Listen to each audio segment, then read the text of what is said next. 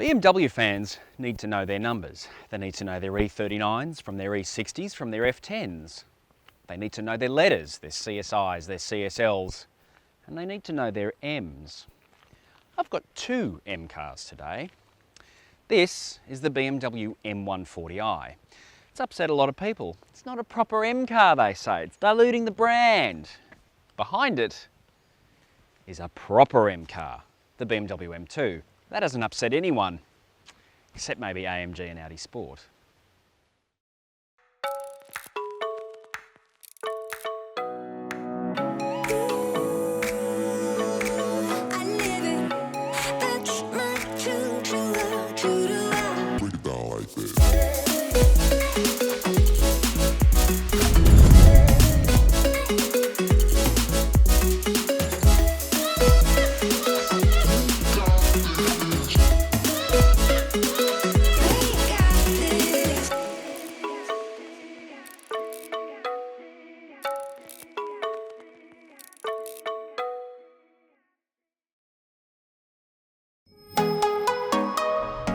What's great about the M140i is everything.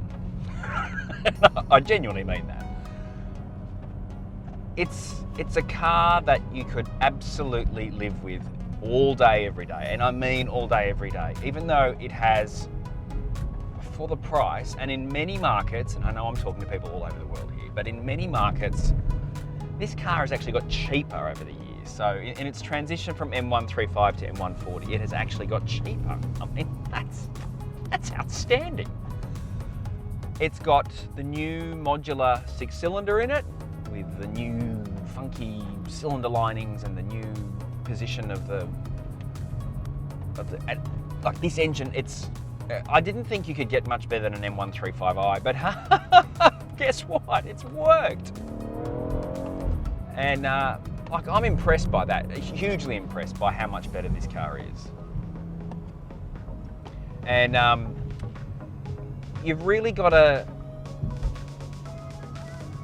put this in the context of what this car is also sold as. It's sold as a little urban runabout, but then you can get this thing and absolutely hammer it because it's got this big meaty 6-cylinder. And what's amazing about that is that there's no other car like this. There is no other car like this. You can't get a 6-cylinder S3. You can't get a 6-cylinder A-Class or CLA class. They are both very good cars. This is just better to drive than both of them. You know, I've had the RS3. I like that car very much, and it's probably even more livable than this.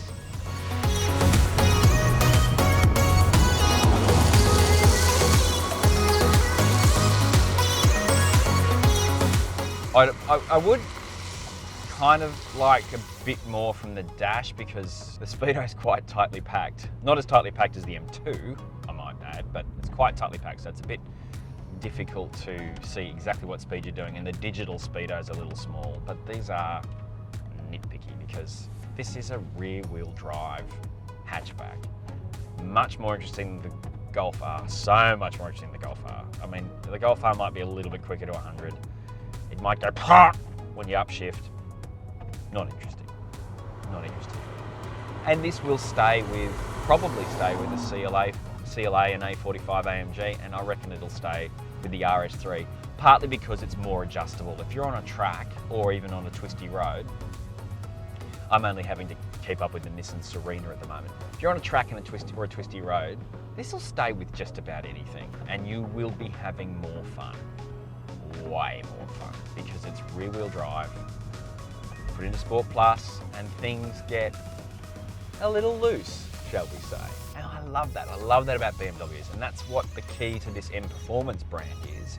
Rather than being a full-on M, it gives you a taste of M without you having to pay for that, because you know M is serious business. It's all new suspension, new body, like all new stuff. Whereas M Performance, you don't have to pay for all of that. And this thing is an absolute sleeper. Nobody knows what you've got, and that's cool. And I love that about this car.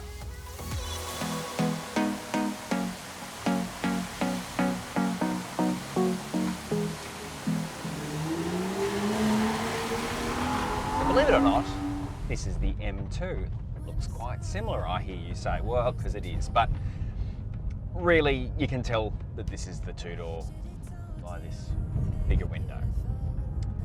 From behind the wheel though, this is obviously a very different car, but you can feel that they're similar underneath. Now obviously there's been a lot of changes to this, and I love this car for a very particular reason. And there are many reasons I love about it, because like the M140, just about everything's right. However, let's get specific. So I reckon this M2 is something that has sparked M. So everyone moans when M changes something. When the M3 went to the V8, everyone complained. When the V8 went back to a turbocharged 6, everyone complained. You know, everyone's always complaining that M has got it wrong, or it's tedious, right? Because a lot of the time these people have never even driven them. But be that as it may, I think there's a little spark that they found in this car, and these are tremendously talented engineers and always have been. There's a little spark they found in this car where they just got everything right. It's just playful enough. The suspension was the right choice. Whoever signed off on cramming that M3, M4 suspension under there, bravo to you, sir.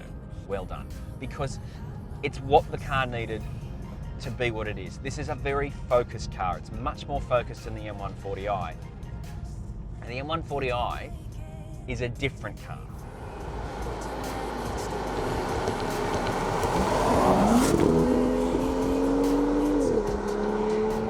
Find this a bit of a stretch to do a long trip in, even in comfort mode. It would be a little taxing because there's a lot more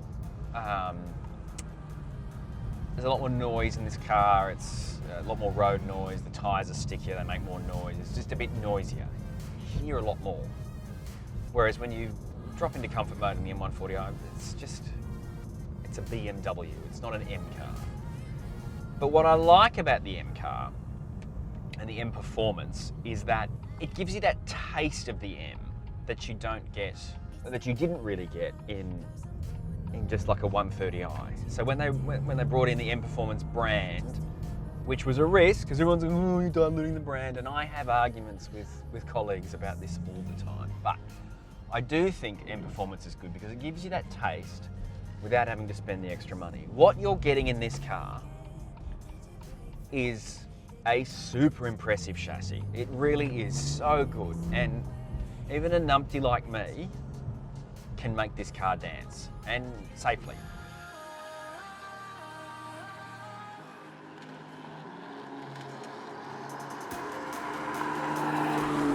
The way it just launches off the line, but the mid-range, so both of these cars have this epic mid-range where all of the torque, and in this car it's 550 Newton meters, all of it's available from 1400 RPM.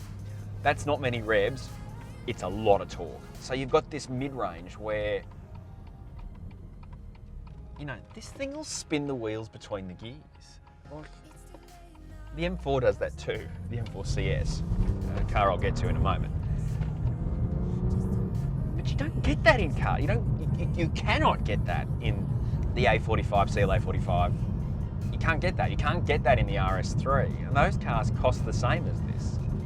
They are both great cars, those other two. Don't get me wrong. I'm not trying to talk them down. In their own way, they are both epic cars. This car, however, is the most fun. You will have more fun in this car than you will in either of the other two. And there are plenty of reasons you'd buy the M140i over this, even if you had the money. I mean, here in Australia, this is 50% more expensive, but it's money well spent. And that is partly because of our ridiculous tax regime, which I won't go into. But it is money well spent because you are getting something that shouldn't really exist. This is a comfortable enough car that you can live with it every day. No, as I said, a long trip will be a little trying in this, but take away the fact that it's got a different engine, all of that, you can still feel the soul of that car in this car, and you can feel the soul of this car in the M140. I think that's brilliant. So you actually will choose between these cars for sensible reasons, because neither of these cars is particularly sensible, really, if that makes any sense. Am I making any sense? I'm probably making no sense. So which of these two would I choose? Both of them. This isn't a normal car site. We don't do boring comparisons like that.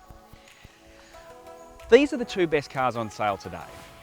And that's not just two of the best BMWs, these are two of the best cars on sale today. This is your everyday car. This is 5 o'clock on a Saturday morning. Family, mad uncle. They really are both very, very special, and this one in particular is a modern classic. This is probably the last one of these that BMW is going to do, so get in if you're thinking about it. But for me, I get to have them both. That's pretty good, isn't it?